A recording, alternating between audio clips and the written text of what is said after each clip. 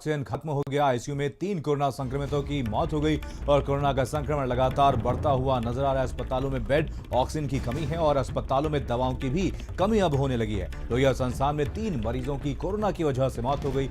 Oxygen cylinder न मिलने की वजह से इन लोगों की मौत हुई है। इमरजेंसी क्रिटिकल केयर की सेवाएं चरमरा गई हैं। शहर के कोविड अस्पतालों में मरीजों की भरमार है। तो एक बड़ी खबर आप तक पहुंचा रहे हैं। आपको बता दें, लोहिया संस्थान में ऑक्सीजन की कमी हो गई है और ऑक्सीजन की कमी की वजह से 3 मरीजों की मौत हो गई है। तो शहर के कोविड अस्पतालों में मरीजों की भरमार है। आईसीयू में 8 कोरोना संक्रमितों की अब तक मौत हुई। आपको बता दें, कोरोना का संक्रमण लगातार बढ़ता हुआ नजर आ रहा है। रोजाना नए रिकॉर्ड बन रहे हैं। तो लखनऊ से खबर, जहां पर लोहिया संस्थान में ऑक्सीजन की कमी हो गई है और ऑक्सीजन की कमी होने की वजह से 3 लोगों की मौत हो गई। तो शहर में कोरोना का कहर लगातार बढ़ता हुआ नजर आ रहा है। बेड्स कम पड़ गए हैं, ऑक्सीजन की भारी किल्लत भी देखने को मिल रही है। तो लखनऊ से खबर, आपको बता दें, लोहिया संस्थान में ऑक्सीजन खत्म हो गई है। ऑक्सीजन खत्म होने की वजह से 8 लोगों की मौत हो गई। तो आपको बता दें, शहर के कोविड अस्पतालों में मरीजों की भरमार है। अस्पताल में बेड्स की कमी पड़ गई है, साथ ही साथ ऑक्सीजन भी अब खत्म होता हुआ नजर आ रहा है। ऑक्सीजन भी खत्म हो गई है। दवाओं की भी भारी किल्लत अस्पतालों में देखने को मिल रही है। तो आपको बता दें, लोहिया संस्थान में 8 मरीजों की मौत हो गई। संजय सिंह चौहान हमारे साथ, हमारे संवाददाता इसी को जानकारी के साथ जुड़ गए हैं। संजय, लगातार उत्तर प्रदेश में साथ ही साथ लखनऊ में लगातार कोरोना का संक्रमण बढ़ता हुआ नजर आ रहा है। हालात लगातार खराब होते हुए नजर आ रहे हैं। बड़ी खबर यह है कि लोहिया संस्थान में ऑक्सीजन की कमी हो गई, इस वजह से 8 लोगों की मौत हो गई है। क्या कुछ अपडेट मिल पा रहा है? कब तक अस्पताल में ऑक्सीजन पहुंचेगी? बिल्कुल मनीष, मैं बताऊं आपको कि कोविड की वजह से लगातार स्थितियां भयावह हैं और तमाम दावे और वादे के बीच में जो पोल खुल करके सामने आती है वो कहीं ना कहीं हास्यास्पद हो जाती है। और जिस तरीके से अधिकारी तमाम दावे कर रहे थे और पिछले दिनों ही ऑक्सीजन की कमी नहीं होगी उसको लेकर के तमाम नंबर भी जारी किए थे, लेकिन वो नंबर सभी फेक नंबर निकले। उन पर किसी पे भी ऑक्सीजन की सप्लाई की बात ही नहीं हो पाती। लोहिया संस्थान में 5 बजे जिस तरीके से ऑक्सीजन की कमी हुई, उससे अपडेट कर दूं मैं आपको मनीष की अब तक 8 मौतें ऑक्सीजन की कमी से हो चुकी हैं। हालांकि लोहिया संस्थान इसे छिपाने का प्रयास कर रहा है और 3 मौतें उन्होंने बताई हैं कि 3 मौतें ऑक्सीजन की वजह से कमी की वजह से हुई है। लेकिन बताया जा रहा है कि 8 से 9 मौतें हुई हैं। उनको आनंद फानंद में डेड बॉडीज को वहां से हटाया गया है और किसी भी तरीके से जुगाड़ करके 4 से 5 सिलेंडर मंगा करके सुचारू रूप से व्यवस्था शुरू करने के प्रयास जरूर किए गए हैं। लेकिन ऑक्सीजन किस तरीके से कमी है उसका सहज अंदाजा लगाया जा सकता है कि लोहिया संस्थान जैसे बड़े जो संस्थान है, जो बड़े अस्पताल है, जहां पर पूरे देश और प्रदेश के लोगों की जो है उम्मीदें रहती हैं और दूर दूर से लोग यहां इलाज कराने आते हैं, वहां इस समय अव्यवस्थाओं का हाल सरकार की मंशा और सरकार की कार्यशैली पर सवाल उठाता है। किस तरीके से अधिकारी वहां पर आला कमान को समझाने का प्रयास करें कि ऑक्सीजन की कोई कमी नहीं है, जबकि कालाबाजारी लगातार भारत समाचार बता रहा था कि ऑक्सीजन की कालाबाजारी की जा रही है। ऑक्सीजन की बेहद कमी है, उसकी जो आपूर्ति है वो पूरी तरीके से नहीं की जा रही है। लेकिन उसके बावजूद आला कमान के कान पे जू नहीं रही कि आज 8 मौतें जो हुई है उसका जिम्मेदार कौन होगा, ये बड़ी बात होगी मनीष। बिल्कुल संजय, कहीं ना कहीं एक बड़ी लापरवाही देखने को मिली है। क्या इस पूरे मामले पर अपने आला अधिकारियों से बात की? क्या कुछ कहना है उनका? कब तक अस्पताल में आपूर्ति हो पाएगी ऑक्सीजन की?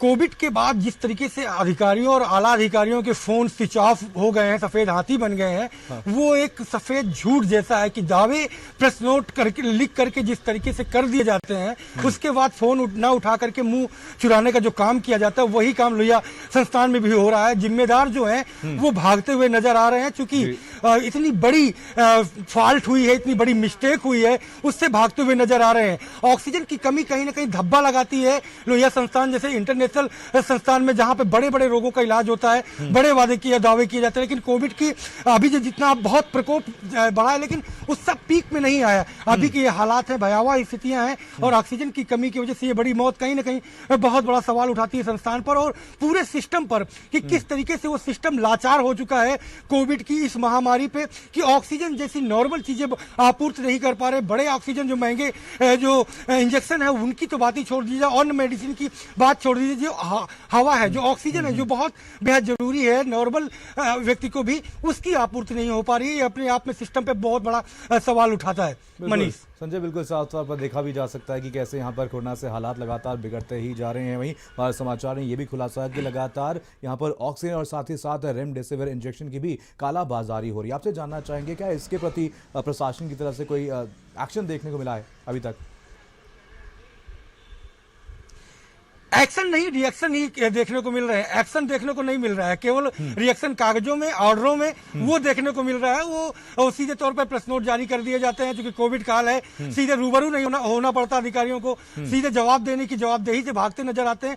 सीधे व्हाट्सएप के ग्रुपों में और ट्विटर के जरिए एक आदेश जारी किया जाता है कि हाँ, इन चीजों की आपूर्ति के लिए यहाँ से ये व्यवस्था की जा रही है। ऑक्सीजन के लिए इतने बॉटलिंग हाउस खोल दिए गए हैं, लेकिन सच्चाई ये है कि ऑक्सीजन बॉटलिंग के लिए जो नंबर जारी किए गए वो सारे के सारे फेक है। एक एक नंबर चेक कर ले, कोई भी जो अधिकारी देख रहा हो चैनल को, वो चेक कर ले कि जिस तरीके से झूठ बोल रहे हैं, कहा जमीन बेच दिया है, शर्म नहीं आ रही है 100 में जो है राजनीति करने में और अपनी जिम्मेदारी से भागने में। लानत है अधिकारी कहलाने में तुम लोगों को। एकदम जो है कहीं ना कहीं रोष आता है लोगों पे, लोग मर रहे हैं लेकिन इन्हें शर्म नहीं आती है। बिल्कुल संजय, एक तरफ हालात लगातार खराब होते हुए नजर आ रहे हैं, लोगों की मौतें हो रही हैं और मृत्यु दर लगातार बढ़ती हुई नजर आ रही है, वहीं दूसरी तरफ प्रशासन की तरफ से एक बहुत बड़ी लापरवाही है। बिल्कुल बहुत बड़ी लापरवाही। मैं कोविड कंट्रोल रूम के बाहर खड़ा हूं, इसमें यहाँ पर सीडीओ, एडीएम, कमिश्नर सारे अधिकारी मीटिंग पर बैठे। लेकिन मैं कुछ ही देर पहले मैंने एक रियलिटी टेस्ट किया छोटा सा मनीष। मैंने देखा कि जो नंबर जिलाधिकारी ने परसों के दिन जारी किए थे, 5 नंबर जारी किए थे, 5 में 3 नंबर स्विच ऑफ जा रहे हैं। चौथा नंबर उठा तो उसने कहा कि मैं कोई व्यवस्था नहीं कर सकता, मैं आपको 2 नंबर डॉक्टर के देता हूं जो आपकी जो है मदद कर सकते हैं। उसको मैंने कॉल किया तो एक केरल में नंबर लगा और एक महाराष्ट्र नंबर लगा। ऐसी जिम्मेदारियां हैं कोविड कंट्रोल रूम की।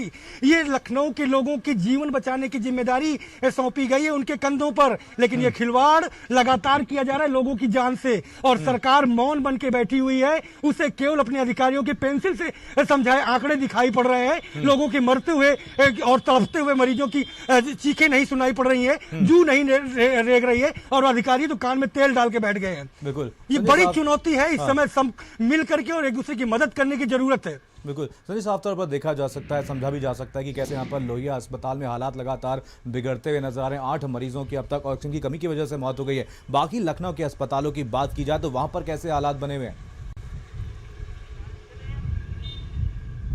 बिल्कुल जिस तरीके से हालात हैं बहुत बेकाबू हैं। जो है कोविड की वजह से और केजीएमयू को जो है पूरी तरीके से कोविड अस्पताल बनाने की बात बोली गई है। बलरामपुर अस्पताल को पूरी तरीके से कोविड का अस्पताल बनाने की बात कही जा रही है। वहां प्रक्रिया लगभग शुरू भी हो गई है, लेकिन उनके एक्शन में आते तब काफी देर होती जा रही है। लगातार कोविड के जो केसेज हैं वो लखनऊ संजय बन रही है, आपसे अपडेट लेते रहेंगे। रोजाना उनकी संख्या पे इजाफा हो रहा है। तो इसी बीच एक बड़ी खबर आ रही है, आपको बता दें, खबर वाराणसी